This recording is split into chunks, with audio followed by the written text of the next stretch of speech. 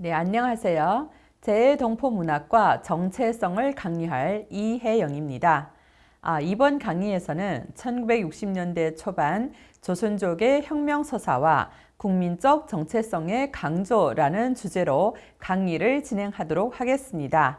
네, 여기서는 주로 1960년대 초반에 발표된 리근전의 장편 소설 범바이를 주요 텍스트로 삼아서 분석하도록 하겠습니다. 네, 이번 차시에서는 우선 범바이의 창작 배경을 60년대 초반의 연변과 리근전의 정체성이라는 문제를 중심으로 살펴보도록 하겠습니다. 네, 리근전에 의하면 범바이는 1958년에 집필을 시작하여 1962년에 출간한 것입니다. 네, 이 무렵의 연변은 그 전해인 1957년에 반우파 투쟁이 시작되어서 1958년에 끝났고 1958년에는 전국 문예계와 보조를 맞추어서 수종주의 문예사조에 대한 비판을 진행하였으며 1959년에는 이른바 지방민족주의를 반대하는 대대적인 운동이 일어남으로 하여서 그야말로 무시무시한 살얼음판이었습니다. 네, 전국적 범위에서 대대적으로 발동된 반우파 투쟁의 폐해도 심각했지만 그 뒤 발동된 지방민족주의를 반대하는 운동은 연변에 더욱 큰 정치적 파장을 몰고 왔습니다. 반우파 투쟁이 이념적 차원의 문제라면 지방민족주의를 반대하는 운동은 민족적 차원의 문제였습니다. 네, 대한족주의를 반대하고 지방민족주의를 극복하여 새로운 민족 유대를 이룩하고 새로운 생존 환경을 마련한다는 초지는 아름다운 것이었으나 결과적으로는 한족을 제외한 기타 소수민족 가운데 존재하는 소위 민족주의를 척결하는 결과를 낳았습니다. 지방민족주의를 반대하는 운동은 주요하게 이른바 자산계급 조국관, 지방민족주의를 선양한 작품, 언어의 순결화 등을 비판의 관역으로 삼았는데 이는 조선족 작가들과 민족문학에 대한 또 한 차례의 정치적 토벌이었습니다.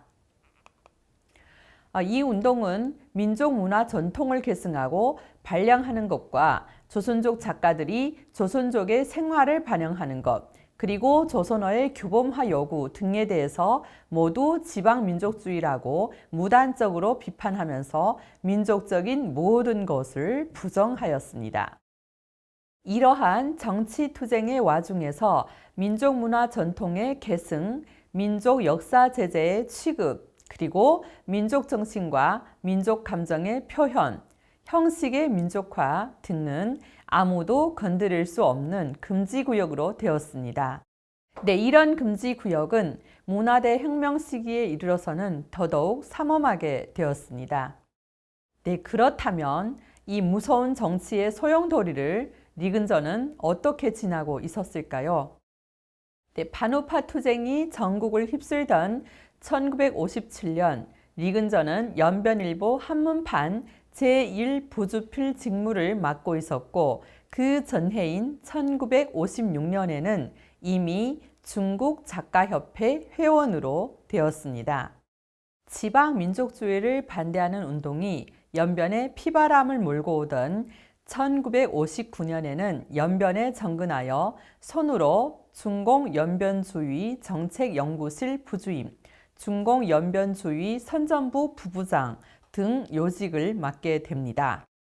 중공연변주의 선전부 부부장은 바로 소수민족 지구인 연변의 언론과 문화 전체를 총괄하는 중국 공산당의 지방 요직인데 이는 1945년 혁명에 참가하여 당리 사업에 충성해왔던 리근전에 대한 중국 공산당의 두터운 신임이자 긍정이었으며 또한 역으로는 그 자리에 가기까지 소수민족 간부로서 리근전의 뛰어난 정치 감각과 현실 감각을 보여주고 있다고 할 수가 있겠습니다.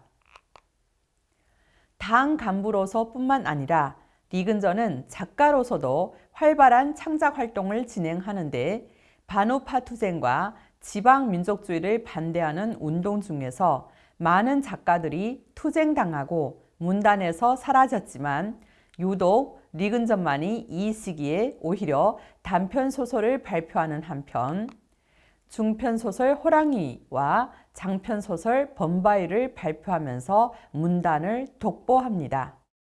그 시기 리근전은 반우파 투쟁에서 우파 분자로 낙인 찍힌 극작가 최정연을 비판하는 문장과 김학철의 장편소설 해랑강아 마라라를 비판하는 문장을 발표하기도 하는데 그것이 당에 대한 충성에서였는지 아니면 비판을 위한 비판이었는지 자기보호 의식이 이한 것이었는지는 알 수가 없습니다.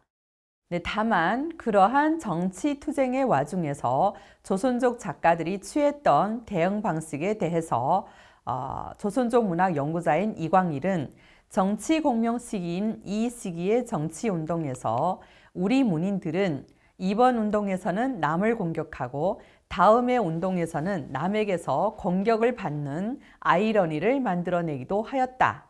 말하자면 반우파 투쟁에서 대방을 우파 분자로 공격하고 타도했는데 그 후에 지방민족주의를 반대하는 투쟁에서는 다른 사람에게 투쟁당했으며 남을 타도하던 사람들은 그 후에 문화대 혁명에서 무사할 수 없었다고 평가하고 있어서 더욱 흥미롭기도 합니다. 즉 뚜렷한 목적과 원칙이 없이 서로를 의심하고 비판하던 당시의 살벌하고 혼란한 상황을 미루어 짐작할 수 있게 해줍니다. 놀라운 것은 바로 이러한 때에 리근전이 범바위를 집필하고 발표하였다는 것입니다. 여기서 놀랍다고 한 것은 다음과 같은 두 가지 측면에 의한 것입니다. 하나는 조선어 창작이 거의 불가능한 리근전이 조선어로 작품을 발표한 것입니다. 그것도 장편 소설이죠. 그 무렵 1959년에 일어난 지방민족주의를 반대하는 투쟁의 와중에서 한어, 그러니까 주체민족인 한족의 언어와의 융합이 제창되고 민족어의 규범화에 대한 주장이 민족어의 순결화를 고취한다는 제목으로 비판당하던 시기라는 것을 감안하면 이는 결코 쉽게 흘려버릴 수 없는 부분입니다. 다른 하나는 리근전이 감히 1959년 지방민족주의라는 정치 투쟁을 겪은 뒤 거의 금지구역이나 다름없이 금기시되어 있던 민족의 역사를 다룬 것입니다. 즉 국공내전 시기 조선족의 혁명투쟁사, 즉 혁명의 역사를 다룬 것입니다. 물론 리근전 자신이 그 주제를 우리 조선족 인민이 중국 공산당의 영도 밑에서 민족 내부에 숨어있는 반동 분자들의 분열 활동을 분쇄하고 민족 단결을 강화하여 각 민족의 공동의 적인 국민당 반동파를 타도하고 자신의 철저한 해방을 맞이하는 것이라고 하지만 1930년대 중국 공산당의 영도하에 진행된 연변지역 조선족 인민들의 항일투쟁을 형상화한 김학철의 해랑강아 마라라가 1957년 반우파 투쟁에서 반동적인 작품으로 비판당한 것으로 미루어 볼 때 그것은 역시 대단한 모험이라고 할 수밖에 없습니다. 더구나 리근전은 김학철의 해랑강아 마라라에 대한 비판 문장도 썼으니까요. 그렇다면 그 누구보다도 민감한 정치 감각, 현실 감각을 갖고 있는 리근전이 왜 굳이 그런 모험을 했을까요?